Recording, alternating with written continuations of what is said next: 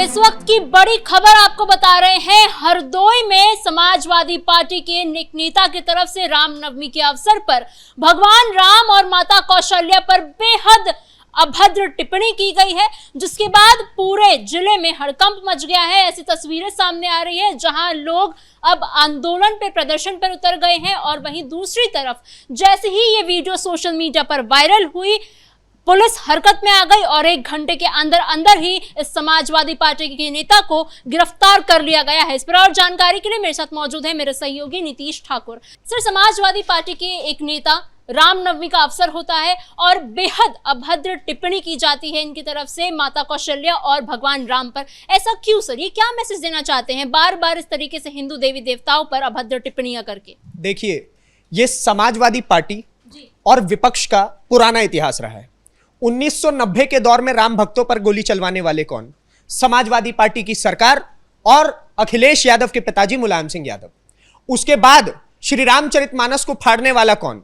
Samajwadi party का नेता। आज माता कौशल्या और श्री रामचंद्र जी के ऊपर भद्दी टिप्पणी, मतलब इतनी भद्दी टिप्पणी जिसको हम यहां पे बता नहीं सकते, वो वीडियो हम प्ले करके नहीं दिखा सकते कि उसके द्वारा क्या बोला गया। और इस प्रकार की टिप्पणी करने वाला कौन? समाजवादी पार्टी का नेता यदुनंदन लाल वर्मा।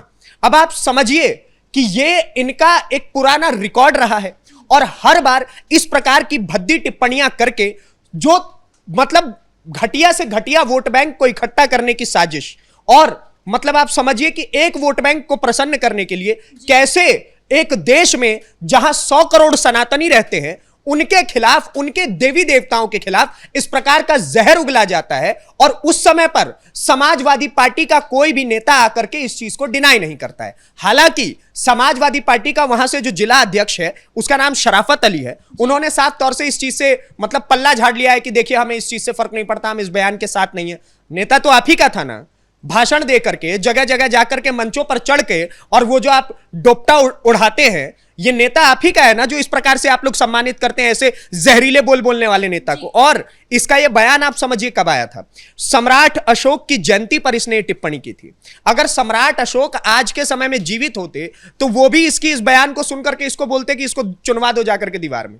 ये ऐसी सोच के और इतनी घटिया सोच के लोग हैं। लेकिन अब इसके ऊपर योगी आदित्यनाथ की पुलिस प्रशासन ने कार्रवाई कर दी है, इसको घर से उठा लिया गया है।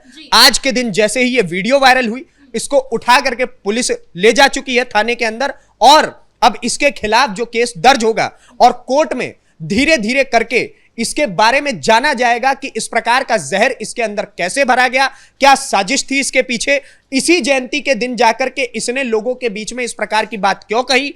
और ये तो आप समझिए, ये उदाहरण दे रहा है कि श्री रामचरितमानस में वाल्मीकि रामायण में ये सारे चीजें बोली गई है जो ये मंच पर चढ़ के बोल रहा था। मैं तो चैलेंज करना चाहता हूं पूरे समाजवादी पार्टी को कि वाल्मीकि रामायण के ऐसे कौन से पृष्ठ पे, कौन सी पृष्ठ संख्या पे ये बात लिखी है, जरा आकर के आप बता दीजिए।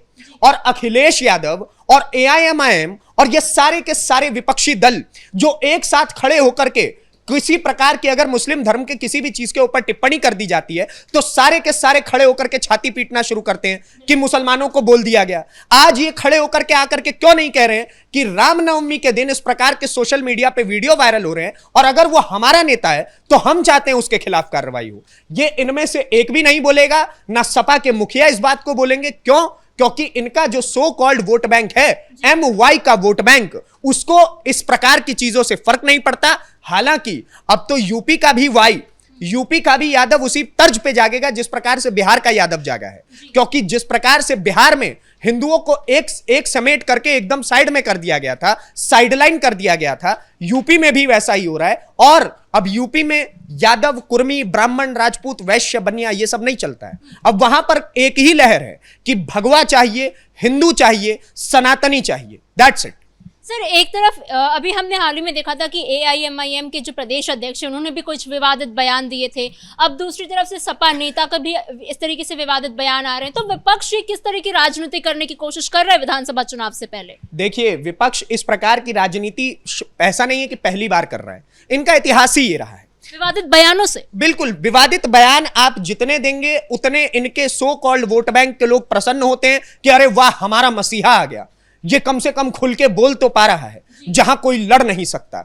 ये उनके वोट बैंक की सोच ही इतनी कुंठित है कि उनको ये लगता है कि अरे वाह, इसने अगर गाली दे दी किसी देवी देवता को तो इससे हम इसको वोट कर देंगे और ये हमारे लिए मसीहा बन जाएगा। ये पहले तो उनके वोट बैंक की गलती और दूसरी ऐसे रेडिकल पार्टीज की गलती जो कि हिंदुओं को कुछ भी नहीं समझते हैं, उनके देवी देवताओं को कुछ भी नहीं समझते हैं, उनके ग्रंथों को कुछ भी नहीं समझते हैं। यही कारण है कि आप लगातार आपके पास वीडियोस आएंगी। अरे आप एक बात बताइए ना, श्री राम मंदिर के विरोध में खड़े होने वाले कौन लोग थे? यही कांग्रेस, यही समाजवादी पार्टी, यही राजद, यही लालू प्रसाद यादव, यही मुलायम सिंह यादव, यही अखिलेश यादव, यही राहुल गांधी और यही सारा विपक्ष। ये सारे के सारे खड़े हो गए थे कि वहां पे अस्पताल बना दो। ये सारे के सारे वहां पर खड़े हो गए थे कि एक काम करिए, अस्पताल नहीं बनाइए, विद्यालय बनवा दो। और समाजवादी पार्टी के शासनकाल में एक किताब लिखी जाती है सलमान खुर्शीद के द्वारा। उस किताब का नाम होता है सनराइज ओवर अयोध्या और उस किताब में यह लिखा जाता है कि Hinduism is equal to ISIS and Boko Haram. आप समझिए, हिंदुइज्म की तुलना, सनातन धर्म की तुलना आईसिस और बोको हरम से कर दी जाती है। तो ये तो पूरे के पूरे विपक्ष, उनकी लॉबी का काम ही रहा है कि कैसे भी सनातनियों के बारे में जहर उगलो, कैसे भी उनके खिलाफ कुछ भी बोलो, बस हमारा एक वोट बैंक तैयार होना चाहिए। उनकी बातचीत, हमारी बातचीत हमारे वोट बैंक तक पहुंचे और बाकी इस देश में जितने भी भगवाधारी हैं, इस देश में जितने भी श्री राम को प्यार करने वाले हैं, उनसे हमें कोई फर्क नहीं पड़ता। और आप समझिए कि ये आक्रोश तो आज के दिन जागना ही था। जब आप देखिए, आज के दिन हर घर में एक ही गाना बजता है, भय प्रगट कृपाला दीन दयाला कौशल्या हितकारी। मां कौशल्या का भी नाम लिया जाता है, श्री रामचंद्र जी का भी नाम लिया जाता है। तो वहां पर जहां आज हर घर में भगवान राम के जय जयकार हो रहे हैं, हर घर में आज भगवान राम के बारे में, एक तो आज के दिन नहीं, ये सनातनियों में अगर कोई सच्चा सनातनी है तो वो तो दिन रात करता है। तो ऐसे में आज के दिन अगर इस प्रकार की वीडियो सोशल मीडिया पर वायरल होंगी तो इनके खिलाफ कार्रवाई तो बनती है। और ये जो आक्रोश की तस्वीरें आपने दिखाई कि कैसे उत्तर प्रदेश में इस चीज को लेकर के आक्रोश उत्पन्न हो गया है, वो जायज आक्रोश है। वो आक्रोश इसलिए जायज है क्योंकि सनातनी ऐसा नहीं है कि उत्तर प्रदेश में आज दबाया गया है या फिर आज से 10 साल पहले, 20 साल पहले, 50 साल पहले दबाया गया था। वर्षों से, सैकड़ों वर्षों से ये एक परंपरा चली आई है कि कैसे भी पहले मुगल आए, जी इनको दबाओ, सनातनियों को, इनका साम्राज्य खत्म करो। उसके बाद अंग्रेज आए तो कैसे भी इनको डिवाइड एंड रूल पॉलिसी के तहत इनको बर्बाद करो। और उसके बाद जब अंग्रेज चले गए तो भारत के अंदर हमारा विपक्ष मुगलों और अंग्रेजों का काम करने के लिए बैठा रह गया, जो इस प्रकार के जहर हमारे समाज में घोल रहा है। लेकिन ये भूल गए थे कि आज के समय पर उत्तर प्रदेश में सरकार योगी आदित्यनाथ की है। अगर योगी आदित्यनाथ ने ये चीजें देख ली या उनके प्रशासन ने ये चीजें देख ली तो डायरेक्ट एक्शन है। ये नहीं कि इफ और बट नहीं चलेगा, इस समय पर डायरेक्ट एक्शन होगा। भगवान राम से किसी भी प्रकार का खिलवाड़ कदापि बर्दाश्त नहीं किया जाएगा। सर, जैसे आपने एक पैटर्न की बात की कि हमेशा से एक पैटर्न रहा है किस तरीके से हिंदू देवी देवताओं के लिए अभद्र भाषा की इस्तेमाल किया गया है। अखिलेश यादव के भी ऐसे बयान आए हैं कि हिंदू धर्म में है क्या, एक पत्थर लगा दीजिए, एक लाल झंडा लगा दीजिए और मंदिर वहीं बन गया। लेकिन अब क्योंकि विधानसभा चुनाव बेहद नजदीक है तो ऐसे में अखिलेश यादव ब्राह्मण वोट भी साधने की कोशिश कर रहे हैं और उसी समाजवादी पार्टी की तरफ से हिंदुओं के लिए या हिंदुओं के भगवानों के लिए इस तरीके से जो बयान आ रहे हैं, उससे आपको क्या लगता है कि जो ब्राह्मण समाज का वोट साधने की कोशिश कर रहे हैं, क्या वो हो पाएगा? ये कदापि पॉसिबल नहीं है। आज जब मैंने इस नेता की ये वीडियो सुनी, इस नेता का ये ऑडियो सुना जिसमें ये हिंदू देवी देवताओं के खिलाफ इस प्रकार के जहर उगल रहा है, तो मेरे मन में सबसे पहले आज से 2 से 3 दिन पहले की खबर आई कि अखिलेश यादव कह रहे थे कि महिलाओं को 40,000 रुपए बांटेंगे।